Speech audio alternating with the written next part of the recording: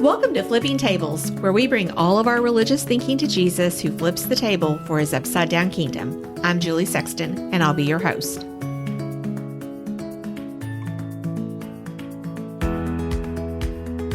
Welcome to Season 2, Episode 39. My guest at the table today is Bri Stensrud. Bri is the Director of Women of Welcome. If you don't know who Women of Welcome is, they are a nonpartisan advocacy project for immigrants and refugees that helps Christians think about immigration issues from a biblical perspective rather than a political one. So, Bri, welcome to the table. Thank you for having me. I have been looking forward to talking to you for several weeks now. I'm glad that this is finally, the day has arrived and we get to see each other across a screen. Yeah, I think everyone gets a little nervous when this podcast interview comes up because they're like, okay, I'm actually going to have that conversation on my podcast. Okay, great. Right. No, there is a little bit of nerves to it because we don't want to offend anybody and we don't want to turn away listeners. But at this table, we try to have conversations that kind of take us to the edge of our comfort zone and pull us across. Yeah, I was going to tell you a funny story. We launched this podcast in 22 or 23. And my friend Twyla, who works with me on the podcast, after we launched it, she said, Julie, we need to have Women of Welcome on the podcast. And she said, they just line up right with where we are as a ministry and what we want to accomplish with this podcast. And so we put it on this little Post-it note. I had it on my prayer wall. And one day, just, a couple of months ago, it just nudged me. And I said, you know what? I think I'm going to reach out and see if I can. So I talked to a lady and we did this great conversation. And she said, well, would you like to talk to Bri? And I was like, I would love to talk to Bri. Well, thank you. I'm excited to be here. Yeah, Twyla actually had kind of a dream that one day we would talk to you. And so I think that's kind of a fun little nugget for our audience and maybe something that might give you a chuckle that God is putting you in the dreams of people to talk to. Well, that is fun. That is fun. Yeah, so we went to Israel a few years ago in 21, and one of the ladies that we met, one of our new friends on that trip, Alice, was telling us that when she got back to the States, that she was going to go on a border trip with you. And I loved that because I was familiar with your organization and I wanted to know what she found. So I said, hey, after you do that, I said, can we do a Zoom and can we talk about your experience? And so we had this great conversation. She opened it up to all of the people who went on that trip. And a good number of us, just sat on Zoom and just listened to, what God revealed to her at that border trip.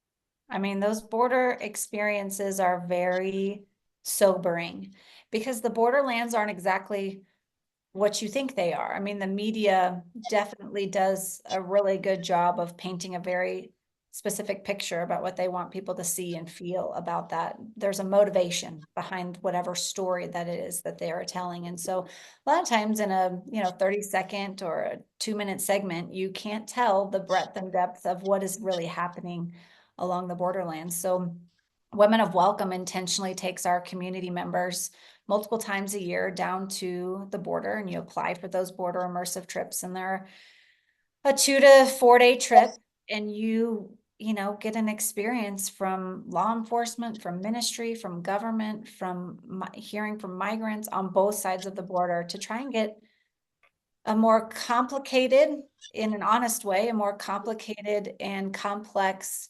understanding of what is really happening down there, because we're not getting the full story all the time. And so it has nothing to do with a political agenda. Women of Welcome is strictly nonpartisan. So frankly, as an advocate for immigrants and refugees, I need people on both sides of the border, whatever side you're on, whatever platform you're attached to. You need people on both sides. So I don't actually care how you vote. I want to get you in closer proximity to people, because that will make things personal for you, and you'll see with your own eyes things that you never thought were actually happening and possible, but that are. So yeah, I'm glad that that was a very informative trip for her and that you all were so interested in it. That's so great. Yeah, it was we had experienced this other trip together, and we just became so close and connected that we wanted to continue to journey with one another, and we actually have. And technology helps us in that way. Um, but let's back up just a second, Bree, and why don't you tell our listeners just a little bit about you personally, like about your family and where you live and how you. Then we'll talk about how you got into this work. Sure. Well, I live in Colorado Springs, Colorado, so very sunny, conservative town that I live in. And I grew up in the Midwest in Iowa. So my dad was an evangelical free church pastor. So I'm a pastor's kid, and I went to Dallas Theological Seminary. And so my kind of my family, my upbringing, very conservative politically and theologically, and my theological training, my biblical training is in that as well, in that vein and in that community. And I live now in Colorado with my husband and my two kids. I have a 7-year-old and I have a 12-year-old.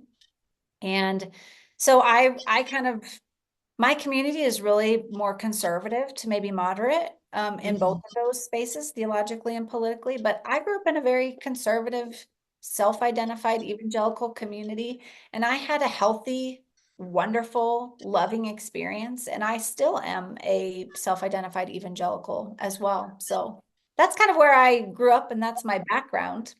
Yeah, yeah. Well, thank you for sharing that. And you use that word evangelical, and it's almost like we're afraid to use that word anymore Oh, in I'm some not. circles. I'm not Yeah, afraid to use it because I know what it means. I know that exactly. politics, yeah, I know what politics have made it out to be, Right. but my heart, my soul, my voice, my mission is not for sale. It's my compassion is not political.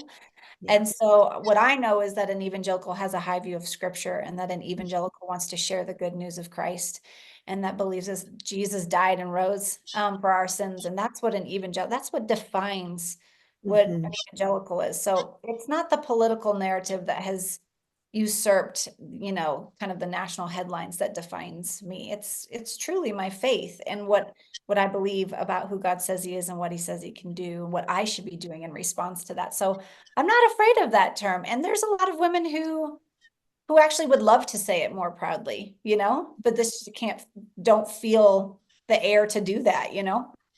Right. Well, I think that that is very refreshing. I love how you said it, and I hope that it sets some of our listeners free who maybe are a little bit timid about saying, "Oh, I'm an evangelical Christian," because you know, Jesus is our life. He is that's where our faith and everything is rooted in him and what he was like. And so I feel very free to also say that. But in certain circles, you do see people kind of recoil at Yeah, that. I understand And why too. I I do mean, too. I do there's some too. certain settings where I'm not like shouting that from the rooftops because I understand the environment that I'm in, but I never am afraid to say that I am an evangelical. And hopefully that means I've got a story that maybe is interesting to you if we're all remaining curious on that front. Yeah. Yeah.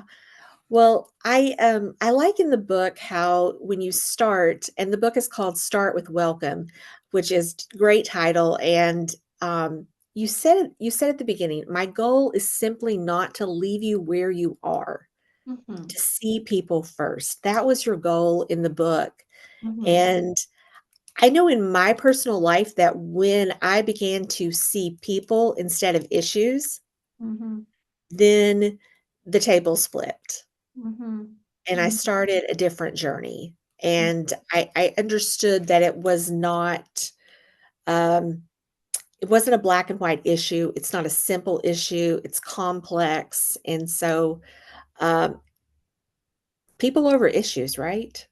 Yeah, 100%. And I mean, I say people first for that very reason. I mean, I used to think the phrase we all belong to each other was kind of like a hippie kind of Yeah. phrase. And yet, we really do. I mean, one thing that affects my life is going to affect somebody else's life. Whether I'm in proximity enough to know that is one thing, right? But that's exactly what Jesus modeled for us, was that he cared about people first. He cared about people before politics. He cared about people before religious tradition. He cared about people before reputation and Mhm. um, alignment in his own community of people. And so, if we are to go and do likewise, if we are to go and be like him, then we need to be putting people first as well. So, starting with the way in which he did, which is to welcome people unto himself, is, I think, the way in which we have to model our posture, have a heart posture towards this issue of immigrants and refugees, which I know can be really sticky and complicated, but we can detangle that in this conversation if we want to. Yeah, absolutely. Let's do that. I would love to talk to you about your pro-life stance and how that grew to include immigrants and refugees. So will you take me back to 2017 and tell me what was happening that reshaped your pro-life definition so that it expanded from the kind of narrow definition that sometimes we have of being against abortion and Yeah, how you moved to a holistic pro-life? sure. Well, I mean, as Christians, we grow up and, we're pro-life people. We attend the galas and we do the fun runs and we, raise money in the baby bottles in the church lobby and all of those things because we are pro-life people, because not from some dictionary definition that says that being pro-life is being anti-abortion. It's from a biblical definition. We have this Mhm. a belief about the dignity and sanctity of every human life, and that each and every person was made in the image and likeness of God. And because science has basically showed us on an ultrasound and showed us scientifically that life begins at conception, we believe that that life was intended by the creator. So, you grow up in these spaces and you just realize, okay, so that is a human being. It's a preborn human being. So I'm going to advocate for, again, because of my biblical understanding about what God says about me and what I should do, is use my voice for those who cannot speak up for themselves, and preborn children do not have a voice for themselves. And so I grew up in that space, from a pro-life family and church and all of that. And then I got to working at Focus on the Family, which is in Colorado Springs, which is how I got here. Mhm. And I was the director of Sanctity of Human Life Initiative. So my whole job was to support pregnancy resource centers all around the country with medically sound content and ministry sound, theological content, scientific information for them to be able to outreach to women who are vulnerable to abortion all across the country. So that was my job, is kind of to oversee pro-life initiatives for Focus on the Family. But my boss was actually, she was in all kinds of human dignity areas. She was an adoptive mom. She was in the foster care space. She had been a lawyer and litigated kind of in the healthcare movement for people. And so anyway, she asked me, what do you think it means to be pro-life? And I was like, well, I guess, I'm not for the violence of abortion. And she said, well, you know what? I think that we have some work to do as far as expanding your biblical concept of what it means to be pro-life. And so really, she kind of mentored me into this understanding of what it really means to be holistically pro-life. So there's nothing wrong with being traditionally pro-life, which is really kind of about preborn and adoption orphan care space. But really, the same things that anchor me in the preborn space, like biblical verses and passages and worldview concepts, all of those things that anchor me in the preborn space are the same exact things and the same exact reasonings as to why I would be anchored in other human dignity spaces. And that doesn't just mean immigrants and refugees. It means the anti-trafficking world, and if you want to prevent disease and supply medical, medicine and needed medicine for those around the world, and those who are starving on the other side of the world or starving in our own communities, like, you care about the flourishing of human beings, no matter their age and stage of life. So if it's a life and death issue, to me, that's a human issue, a pro-life issue. So some people think that when you kind of get into a holistic pro-life narrative, that you're actually watering down what it means to be pro-life. And what I think the world is really hungry for is a consistent Christian ethic in terms of seeing and advocating for human flourishing. And so the world sees us advocating for that vulnerable mother and that vulnerable baby, but then they don't necessarily see us advocating for all the aftercare support systems that that vulnerable mother needs. And so what happens is it's being pro-life is more about a web. It's a continuum of womb to tomb. So if I'll give you an example of how this kind of noodled out for me, is that I'm in the preborn space. I'm working with pregnancy resource centers and clinics. And then I get into the adoption space, and I actually Focus on the Family paid me to go around the country and recruit families for kids who are in foster care. So then I entered into the adoption space and my family adopted. And so then when you get into the adoption space and you realize that there are kids who are waiting to be adopted here in this country right now, and 20,000 of them age out of our foster care system, and there's a pipeline for them. We know they're either a part of the homeless community, they manage mental health care issues on their own, they're unemployed, they're in prisons and jails, and they're extremely vulnerable to all of the things that we kind of hold at arm's length and call kind of social justice issues like criminal justice reform, trafficking, and exploitation, and the mental health care world, and prison ministry, and all of those things that feel a little bit too, squishy for us. You realize, oh my goodness, okay, so if I don't enter into the adoption space, so I've just advocated for a life to be saved, and now that life is vulnerable, and now it's been placed in foster care because that family wasn't sustained or supported. And now that child is aging out of the system because not enough churches and Christian homes are showing up to advocate and adopt for kids in foster care. Now I got to care about the mental health care world. I have to care about homelessness and unemployment and livable wages and prison ministry. And oh my goodness, all these other things start coming into play. And then those things noodle out as well. And so you start to realize very quickly, like all of these things are very, very connected. And you also have biblical justification for them all, because if you care about the dignity and sanctity of every human life, which is why you're so adamantly pro-life, that can't stop once the baby is born. And Mhm. I was speaking at a conference, and this unbeliever came up to me afterwards and said, I don't understand you Christians. You care about the heartbeat of the child in the womb, but why don't you care about the heartbeat of the child at the border, or the woman at the border, or the man Mhm. at the border who's a father coming ahead of his family to make a way? And he said, I don't understand your inconsistency. And I mean, I didn't have a good answer for him because it's true. So for so long, the church has been upholding this one particular vulnerable population and saying, this is what we elevate, this is what we stand behind, this is what we speak for. And while these other things are super, super political, will be political for this one issue because this is an acceptable population to elevate. But in the scripture, we don't see an elevation of vulnerable populations. Right. In the Old Testament, we see an elevation of the orphan, the widow, the sojourner, and the poor, talked Yes. about all the time in the Old Testament. And then in the New Testament, Jesus is like everybody. It's like love God and then love your neighbor. And who's your neighbor? It's everybody. So um that's how I kind of got into this. I got mentored into this. And then I was kind of like, man, all this feels a little squishy, especially you calling immigration a pro-life issue. That's very squishy to me. But because I'm anchored in the things that I'm anchored in for the preborn space, it's the same thing it's the same underpinnings that carry me all through really entirely any human dignity issue that exists out there about human flourishing. One of the things when you were talking, I was just thinking about in my local church how we have all these ministries, and in our mission we have all these mission partners, and all these we do help feed the homeless, and we do all of these different outreaches to all these different types of communities, and it's because we're concerned about their human flourishing. We're concerned, and we are extending that to them.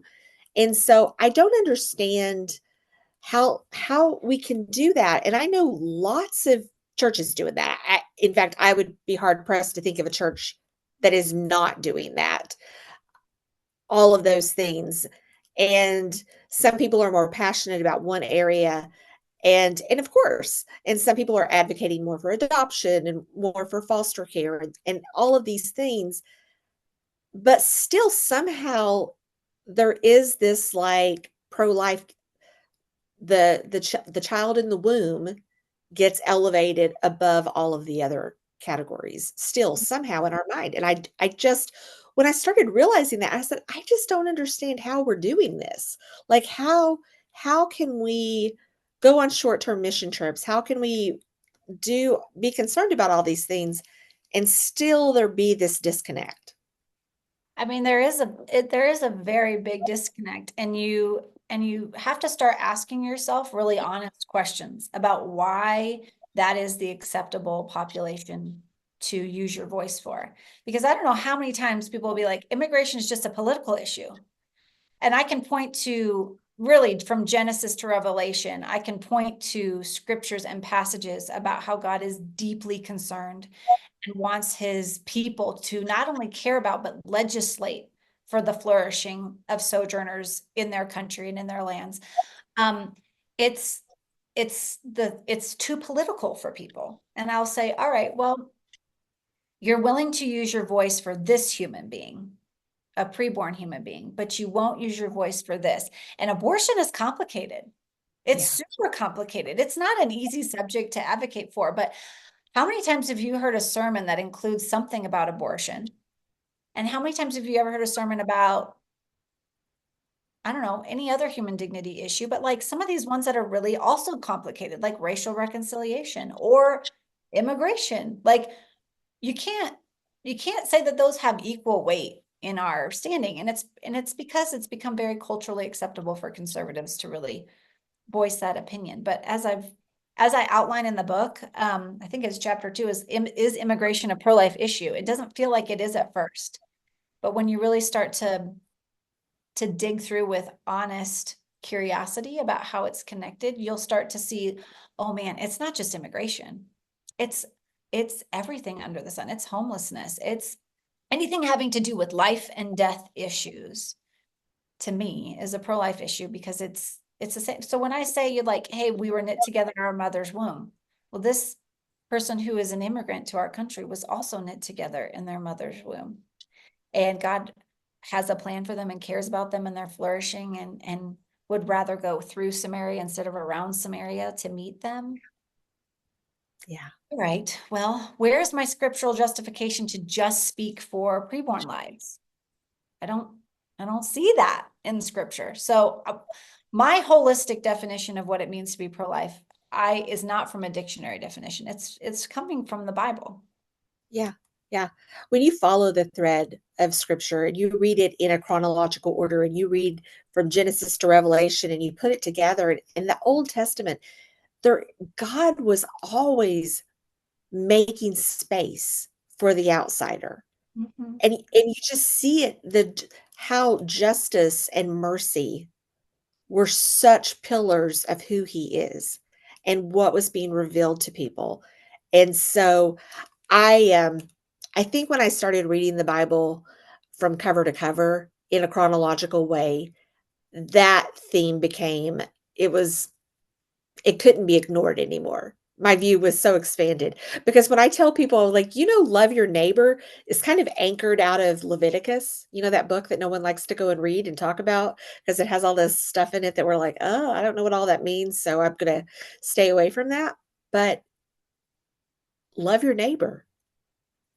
Yeah. He is for our and we had a conversation on the podcast recently where a friend said when I said, everyone is your neighbor, she said, "You're going to need to say that again because we have a hard time with that."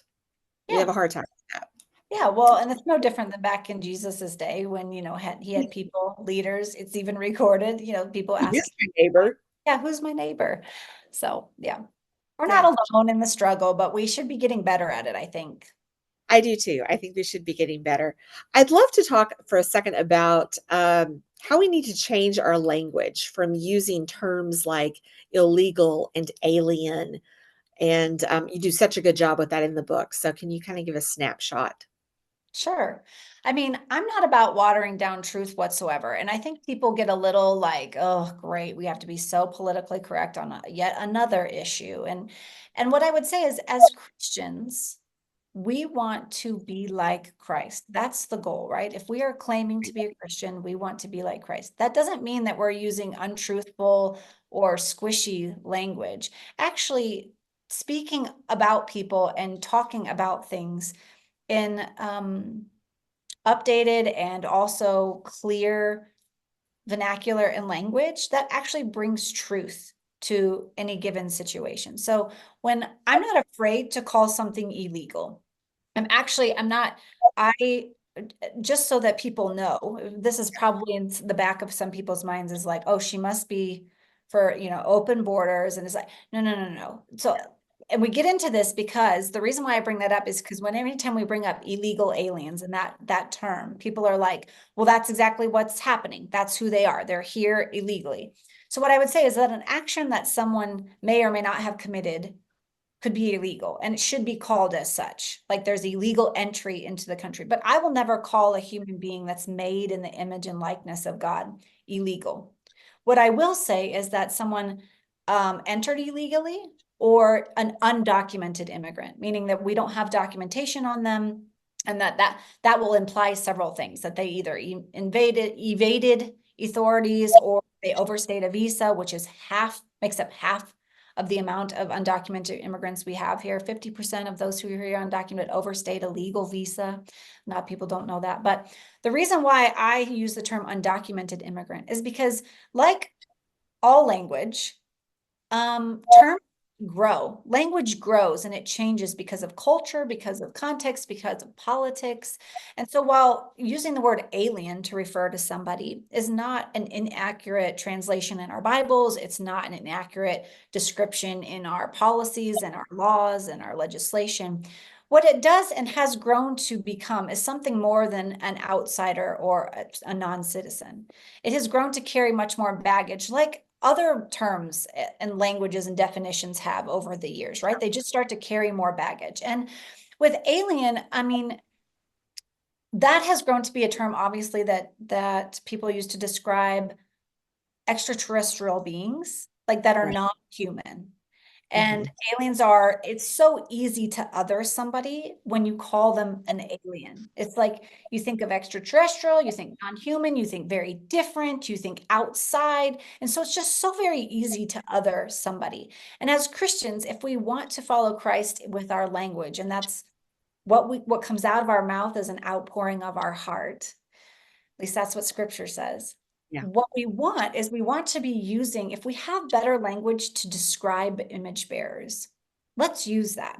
So if they entered the country illegally, we can say that and we can call it as such. But we should also dignify them as a human being who is made in God's image. Whether they're doing something wrong or right, they need to be, we need to be talking about people in humanizing ways. And we have better language to describe people. And so let's use that as Christians. And so again, it's not inaccurate. And so when you read it in your Bible, some Bible translations have the word alien in it. Mhm. But we have better language these days, and alien does carry baggage that is unnecessary really to the conversation. So why not use the better, more, humanizing and edifying language, and then call whatever it is that that person did what it is. Does that make sense? Oh, it makes perfect sense to me, and I really appreciate, you going into that. I think that was very clear. It is it's eye-opening and expanding. I think sometimes we use the Bible in a way to justify staying stuck, that we don't, we want to be progressive in all these other ways with technology and all these other avenues, but sometimes we say, well, this is the way the Bible says it, and so I'm just gonna stick here, and we are stuck trying to read the Bible in the way it was written thousands of years ago instead of bringing it into our present day. Does that make sense? Yeah, Yeah, totally. so, some of the ways that God has really helped me was, I told you I had these young women who I have raised, my daughters, and they, they always have been drawn to people kind of on the edges. And the outsider, we started taking them to Guatemala on mission trips when they were in those preteen, teen years. And they traveled, one of them traveled also to Honduras. And they would be friends with people in school that were kind of pushed to the edges, and I think my daughters were kind of pushed to the edges a little bit too. So I think they'd been homeschooled a little bit, a little sheltered, and when they went into high school, so they were kind of like, oh, we're outsiders. But I think that's actually served them well. And so when they were in high school, we had them be they were friends with families who were undocumented, that and I can remember some of them, coming to our homes, and just getting to know them, and just what a blessing and a gift that was, and how it just kept expanding our table and kept expanding who was welcome at our table. And I do remember, like, some of these election years. My daughters were in high school in 2016 and 2020, and the election. And I remember particularly in 2016 that um, after an election, just there was just this downcast spirit among the dreamers, the children who were, knew that they were Brought to this country by their parents and had of no will of their own, right? right, Yeah. right. And so, there was a lot of stress about that, and it caused us to have really important conversations, Hmm. and to really think about those issues. And I also like how you talked about that it doesn't mean that we're abandoning a rule of law. We are not for unconditional welfare or open borders. And Right. I think that's an important thing to make clear.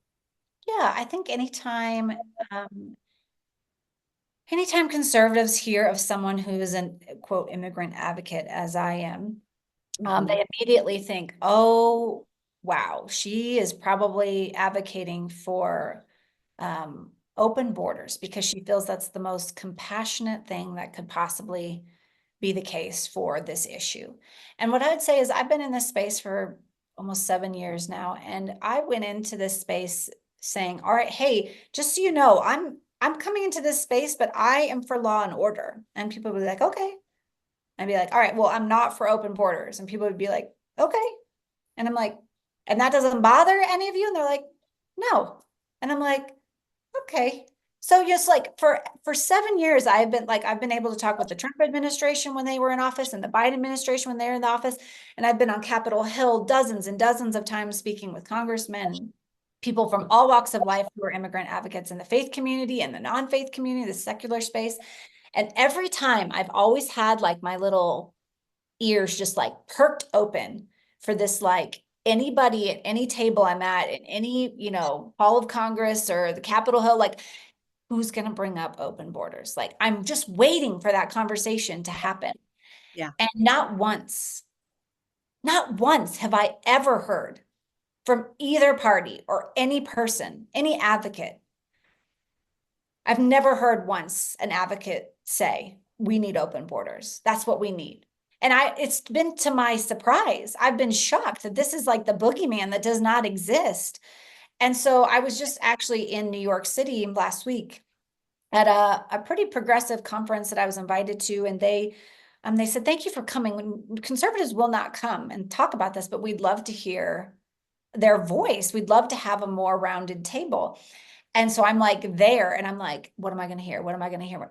And nobody is proposing that at all. So it's been like kind of the shock. It's been like the biggest surprise of kind of my career in this space is that that's never been proposed, because everybody who has any kind of credibility in this space knows it's not a viable option since 9/11. It's just not, it's not Right. possible. It's not, and also if you think about it, people are coming to the United States for safety and security. And if we have to provide safety and security for our own citizens and our own community, that's the role of the government, is to provide safety and flourishing for its own citizens. So if we don't have safe and secure borders and we don't have thorough vetting, it's not safe for the people who live here and who are citizens, and it's not safe for the people who want to flee here and seek asylum here or start a new life here. So you have to kind of think about that one layer down, is like, is that even a viable solution? No, not from a security perspective. It's not from a workflow perspective. It's not from an economic or safety, like all of these things. So to me, what I would love for people to take away is that you can advocate and want and believe in safe and secure borders and thorough vetting, and also hold in the very same rope and the very same thread, humane treatment of people coming to the border. So it's like these things are not mutually exclusive concepts. They're not at war with each other. We have enough smart, intelligent people with solutions and all kinds of ideation around all kinds of things in this country. Why can we not have safe and secure borders and humane treatment of people? Because those aren't two different concepts. They are something that should work together, that would make us proud of being Americans and saying, all right, you're here for humanitarian issues. Let's vet you for humanitarian issues. You're here for economic reasons. Here's a seasonal visa for you to come and have a work program that can contribute to our economy. Okay, you're here for nefarious reasons. You're either, repatriated, expelled, or never allowed into the country. These things I advocate all the time, like these, and I think that surprises people. I think you just blew a lot of people's minds listening to this podcast. That is table flipping information, because we are so programmed to think that these are mutually exclusive, that you can't. And I really appreciate you saying that they want conservative people at the table. They want I mean, it's to, shocking when you grow up in conservatism your whole life, and then you yeah, enter into a space that conservatives say is too political and off limits, and you really just stay in it because the Lord compels you to, and you start growing in that space, and you start meeting people who are actually solution oriented as well, and aren't just like wringing their hands and saying, oh, this is awful, this is terrible, but they want to do something about it. You start to realize that there are actually more things we have in common uh-huh, than we do apart. I mean, I remember when I was working in the pro-life space, and we were desperate to try and find ways to decrease the number of kids who were victims of abortion and women who were victims of abortion. yeah, So we started having kind of behind the scenes conversations with directors at Planned Parenthood clinics. And we we're saying, we are pro-life, you are pro-choice. Is there any common ground? And most directors that we would talk to would quietly tell you they would love to reduce the amount of abortions that they see in this country. They don't think abortion is a great option, that it's this wonderful option for women, but they're incentivized. They're driven by their passion to care about women and vulnerable women who are in need and in crisis. mhm, And that this is, in their minds, the way that they can alleviate suffering from women, right? And yeah, so they're like, we don't want to do more of this, but actually, abortion is a big business. It's an industry, right? So we're actually incentivized, and we have quotas to meet about how many abortions and at what stage of pregnancy and all these things. And that's how we get funding. And so what we realized was, okay, we're still talking about, what are the two things I heard? I heard you care about women who are in crisis, just like I do. What else did I hear? I hear that you actually would love to not have to perform as many abortions. So you would actually love to decrease that number too, but you've got too many other factors that in an industry that are motivating you one way. And I've got factors that are motivating me over here. So how could we actually work together? yeah. What could incentivize you to still give women actual health care, if there is any at your clinic? Because a lot of Planned Parenthood don't have actual medical care there. Um, but what can we do to work together? And that's kind of like what I have found in the immigration space, is that it has long been like, hey, this is a progressive issue. This is a Democratic issue. This isn't for Republicans. This is whatever. But when you look back in the Reagan and Bush era, like they were so pro-immigrant, and they wanted economic programs, and they realized how big of a contribution to our economy immigrants were. And it wasn't until 2016 when it all became really untouchable, because during that campaign season, that's when all of the dehumanizing language and fiery rhetoric came out, and we started to be afraid of immigrants, like we Yes. have in every other wave of history where immigrants were coming to the country. So it's been surprising to me, but that I would say when I am invited into those spaces, I'm always like kind of hesitant, but then I get there and they're so kind to me, and they're not asking me to compromise. They're asking me to come to the table and tell me what my experience is. So last week in New York City, Mhm. I sat at a table full of pro-choicers, people from, the State Department, from the administration, I mean, it was like a who's who. And what I got to share in that space was how adamantly pro-life I am and why. I got to share about my Christian faith. And then I got to share about how I'd love to work with those who wanted to work with me on solutions for legal and flourishing pathways for immigrants and refugees that would not only help help me immigrants and migrants where they need, but also contribute to the US economy. And it was like, yeah, let's talk about that. So they listened to my whole thing, and then they were like, all right, let's work on that, you know? That's So it's shocking. It's surprising to me, but here we are.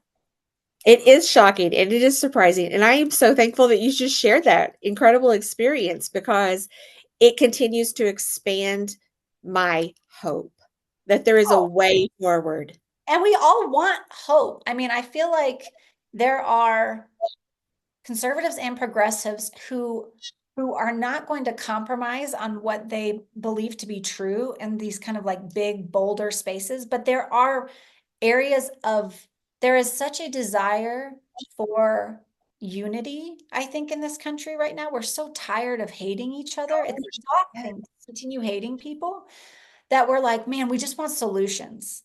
Yeah. And I think our Congress is reflective of like what we're asking of them and holding them accountable to. And right now, we're not really holding them accountable to much because we're so busy just fighting against ourselves, when we're like, why don't we elect some people who would actually want to have conversations to create solutions with some of the most unlikely people? But that's how you have to get that done, is you have to have the conversation. You have to be willing to go and meet with people who aren't like you and be curious enough about them to say, all right, maybe there's common ground here.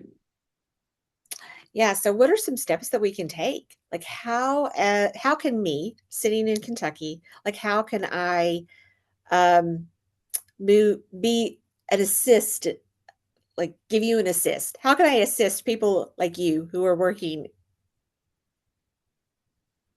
In this space? Well, here's what I would say is that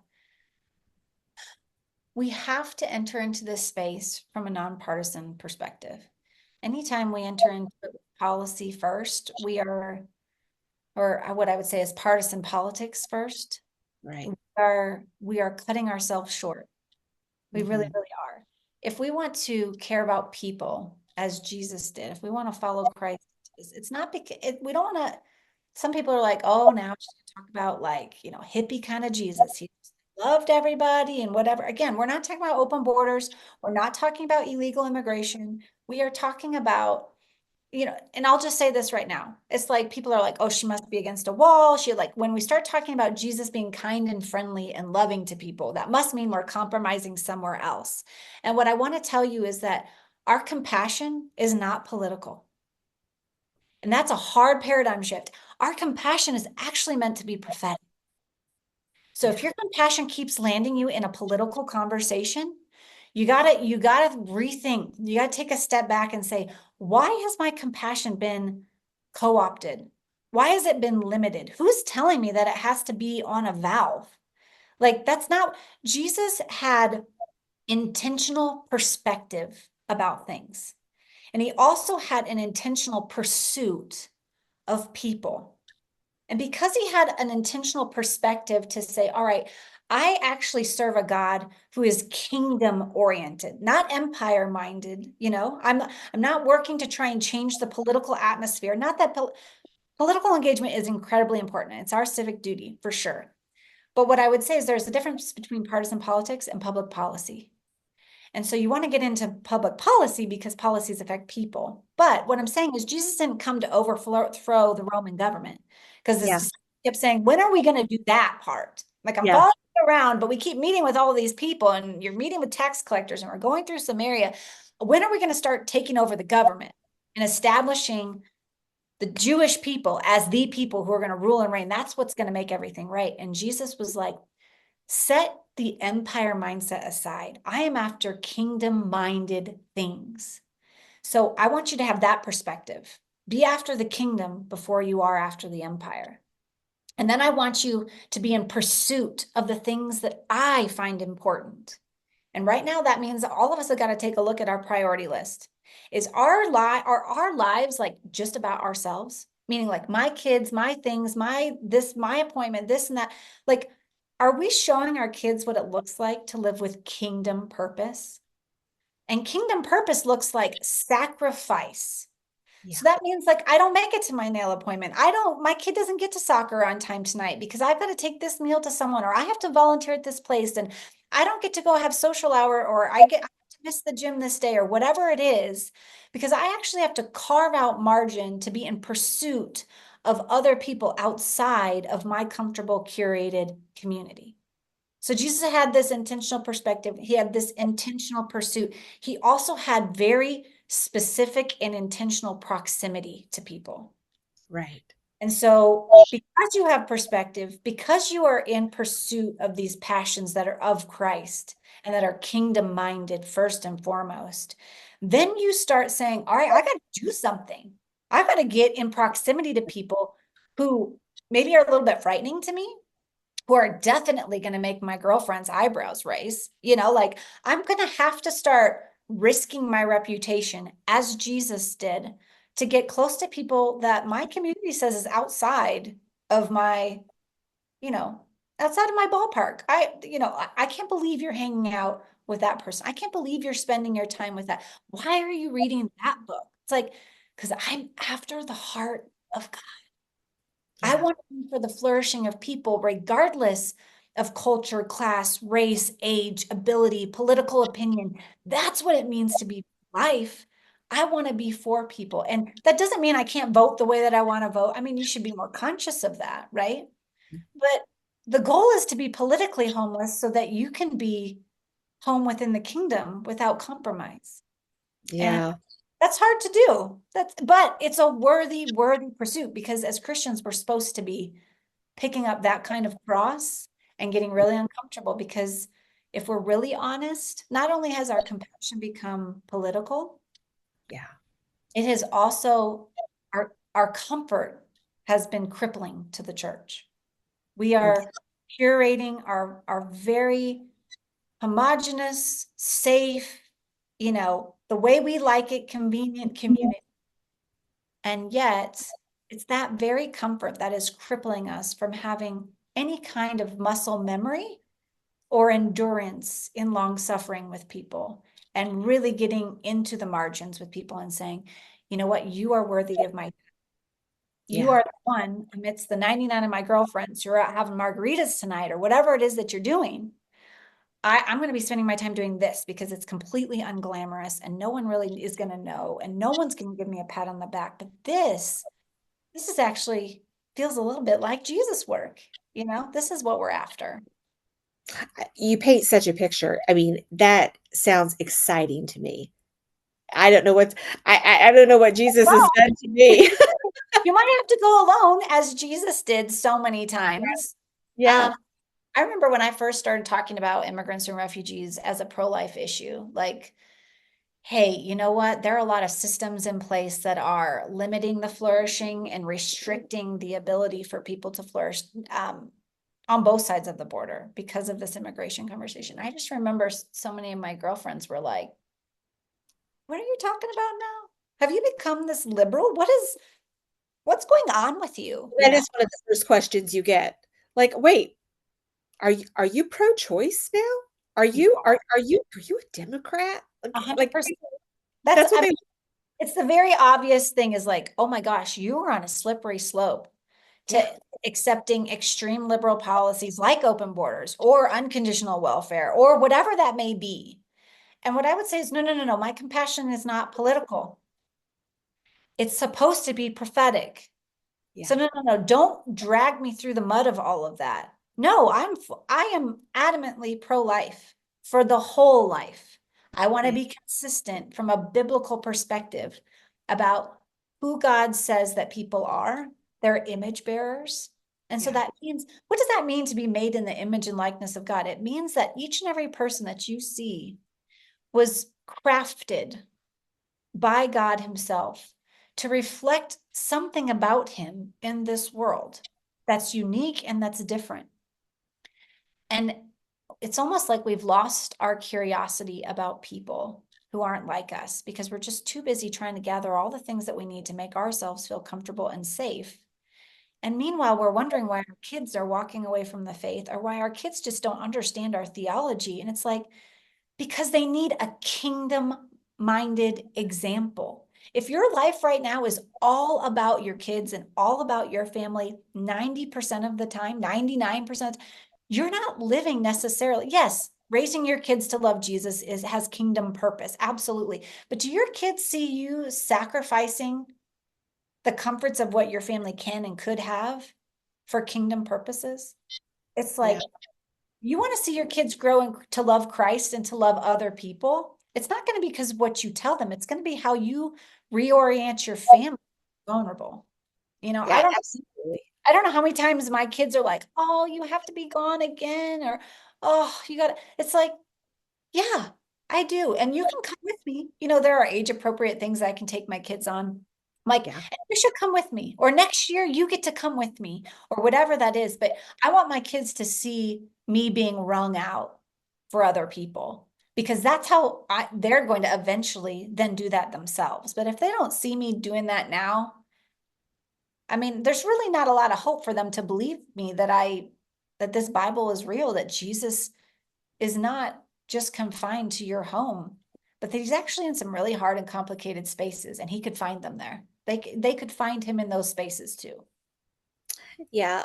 I really appreciate everything you just said. And I think when I think about my kids, the best things that we did for them, besides taking them on mission trips to Guatemala and Honduras and doing those kinds of things, but we would be willing to go into the neighborhoods and pick up their friends for school from school and take them to youth group at church, or we've let a number of different people who were kind of down on their luck that didn't have the family and the resources to help them. We've brought them into our home and we've lived with them, and I just know that for me that has helped me to understand what other people are facing and what it's like when you don't have um, parents or a community that will bring you a casserole or take you to a doctor's appointment or will be a real advocate for you. Mhm. And Yeah, I think we were doing more of that, um, that it would transform the world. That it would, because it's table flipping. It's one thing to advocate for a life inside of a womb and think that you are checking all the boxes of your Christian faith. But when you actually hold those babies, or when you walk with that mom and her children, and you meet children, I've just had recently an opportunity to meet a couple of young men in our community who aged out of the foster system. And, they're kind of like on their own. they're And complete. and to talk to them and say, what's go how is it how are your needs being met? Like how like I they don't have cars, they don't have transportation, they don't have like the The skills. basic things. Yeah. They don't have mentorship in some of the basic life skills because they weren't surrounded by loving families. And that's kind of Yeah, like what you're talking about. It's very easy for us, and we prefer actually to attend the gala and write the check or donate to the Amazon list. And that's all I can do. And you know what? There are seasons in your life where things are just so chaotic. Your kids, you newborn season, whatever that is. Your life is always going to be busy in different seasons, but you can't let seasons become permanent. You yeah, can't let them just be the only thing about your life. And so it's like, just like you said, it's like you write that check, but do you know pregnancy resource centers actually need volunteers? Like right. desperately. And when you walk alongside a woman who has chosen to parent her child and to not make a parenting plan Yeah. for adoption, you Yeah. start to realize, oh my gosh, healthcare in this country is terrible. Oh my goodness, the resources that she needs. There's lots of food pantries available, but are there healthcare needs being met? Are there mentorship being met? Transportation, like we resettled a family, a refugee family just this year, my Bible study group, and it has been a huge undertaking that none of us had time to do. But we were like, all right, we can't solve the world refugee crisis, but we can invite one family. Right. And financial means weren't a challenge for my community, but margin sure was and sure is. Yeah. And one of the things we were like, all right, we'll get them set up with a bus pass. We'll do it. We'll come to find out in our city, the bus system is terrible. It's like it would take them 3 hours to get anywhere. Well, if we had never gotten close and welcomed a family outside of our own and spent significant time with them, like understanding how to get them jobs and how to help them do this, and we would never realize, like, oh man, this is so broken and so messed up. So then how do we use our privilege and our means to enter into those spaces where those folks don't have the ability and the support systems and the know-how and the education necessarily to fix some of those really systemic things in our own communities that could help people really flourish, get to a job, get to a food bank. It's about getting close enough to start understanding how you could really create solutions for people to flourish. Right. I think, yeah, I agree. I work with an organization called Refuge for Women, and we are in the anti-sex trafficking. Um, and we have these apartments in Kentucky, these new apartments, and we just moved our 24th woman into her first safe, free apartment. And we call those apartments the Free to Flourish apartments. But when you realize they don't have cars, and we have them at a farm in Kentucky. And so, how are we going to get the transportation has become one of our biggest issues to find volunteers to help them and then to have donations made and get people. A lot of them don't have a driver's license. And if they do, Right. it takes a lot of time to untangle all of these. They don't, they just don't have access, and Yeah. you're stepping into someone's mess, and it is messy and it's sticky, but it is the most joy inducing work that I do, is Mhm. spending time with these women doing basic things. Yeah, I mean, I think when you get into these kind of human dignity spaces, wherever the Lord feels you called to, right? For me in this, I was in a season of the preborn space, and then I was in a season of the adoption space, and now I'm in this season of immigrants, refugees. Who knows what my next season will be? You know what I mean? But like when you get into these spaces, you start to realize, okay, there are some very basic things that I have had the privilege of my father walking me through and taking me to get my license, and, language and education, the fact that I can read, at a level that would help me apply for a job or whatever that is. You start to realize, okay, there are some basic human, not only like tasks that need to be done to help people flourish, but just basic relationships. So much of our ministry has really approach people as projects instead of relationships to have and to walk with. And it goes back to the easiest thing to do is just click that donate button or It write is. that check. But really what people need is for you to be proximate to them and to care about them. And I think it was Mother Teresa who said, you can't solve global hunger crisis, but you could feed one child. And Right. that's like, what could your family circulate around? Whether it's a community, an issue, a passion, that would be something that would be sacrificial and inconvenient for your family to do, but that you're doing it for a kingdom purpose, not because it's a benefit to your family. I mean, you get in these spaces and people will say, this is the hardest work I've ever done, but it's the best thing we've ever done. It's the best thing. So I would just challenge you to look at your family's priorities Yes. and think about, what do you want your kids to walk away, leave your home knowing about your Christian faith? Besides the fact, it's very important that you read your Bible and you memorized scripture. Did any of that lead to action and prioritization of people outside of your family?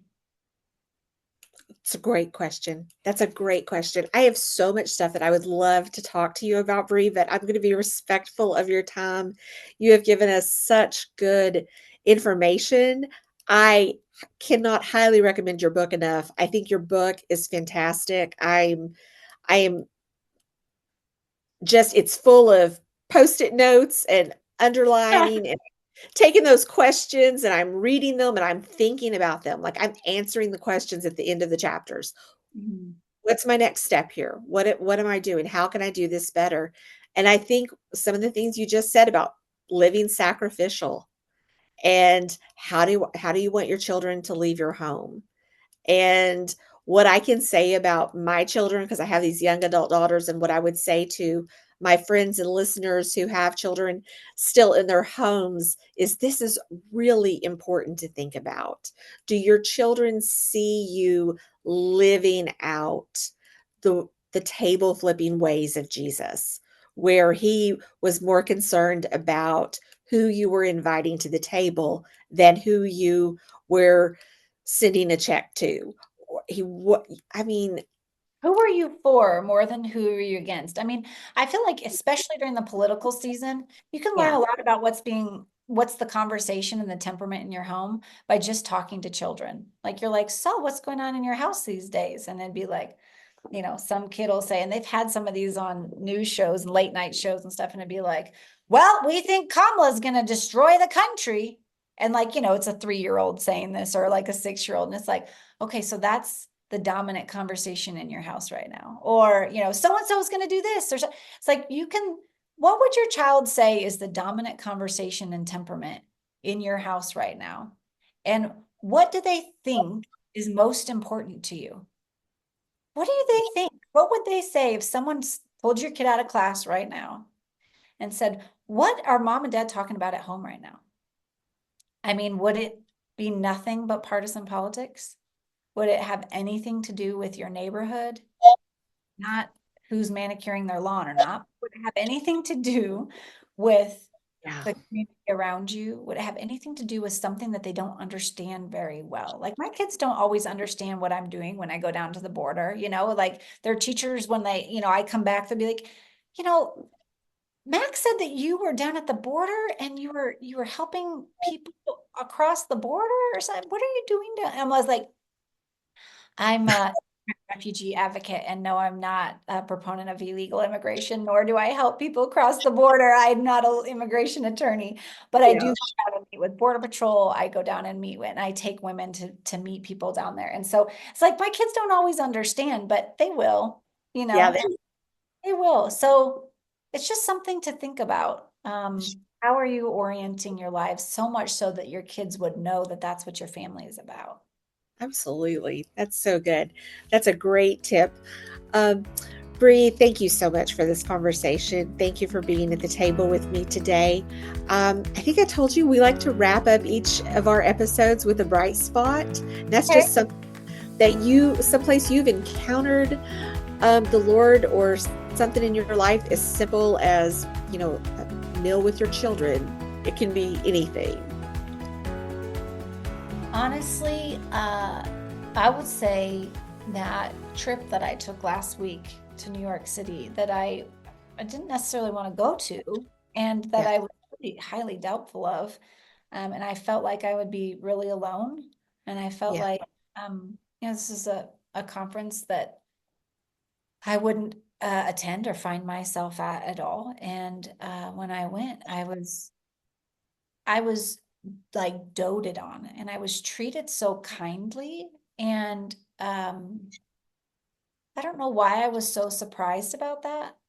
But there were people in the room that definitely have a different point of view than me on abortion and maybe some other issues that were like, "Oh, I've read your book." And I thought it was so interesting. Like I don't, I'm Muslim. And I'm like, you read my book? Like that's so interesting. It was written for, Christian women who want to have a Yeah. conversation about immigrants and refugees. It wasn't offensive to you. It wasn't, they're like, no, it's so interesting. And I was like, oh, I mean, the kindness, That is so kind of unexpected God. kindness. I felt Yeah. like, wow, if more chose, I was so hesitant to go. And now I'm like, oh my gosh, everybody just go, like meet people and find out how human they are, you know? So that was probably the brightest spot in the last week. That's wonderful. Well, I would have to say that for me, my bright spot, one is talking to you. This has been a great conversation. I really have enjoyed, and I'll be thinking about several of the things that you've said and how I can apply them. But this past week, I got to take one of the young women that I get to mentor who lives in our free to flourish apartments, and she'd had a bad day. She's working to get her GED, and she's from Colombia, and she was having some trouble, and she didn't pass the section, and she called me crying, and I said, "Hey, you know what? I I need to go shopping. So why don't I come and get you and take you shopping with me and you can help me pick out a dress because I do have one of those galas that Yeah, you were talking about that we yeah. go to. I'm like, I need you to help me pick out an outfit for this gala. And we had the best time. And you know what? It took about 4 hours of my time, and who has 4 hours to give to something like that? I had to drive out to a farm. I had to pick her up. It was raining. All the things that could easily have said, this isn't worth it. But that smile on her face, that time that we got to spend together, it was absolutely worth it. And I can't think of a brighter spot in my week. That's So, awesome. yeah, well, thanks, Bri. We will be praying for you. I will encourage people to read your book. I'm going to put all of the links to Women of Welcome. They have so many wonderful resources on their website. I hope that you, our listener, will check those out, get a copy of her book, and invite some friends to your table. And as we like to say around here, keep following the table flipper and leave the table flipping to Jesus.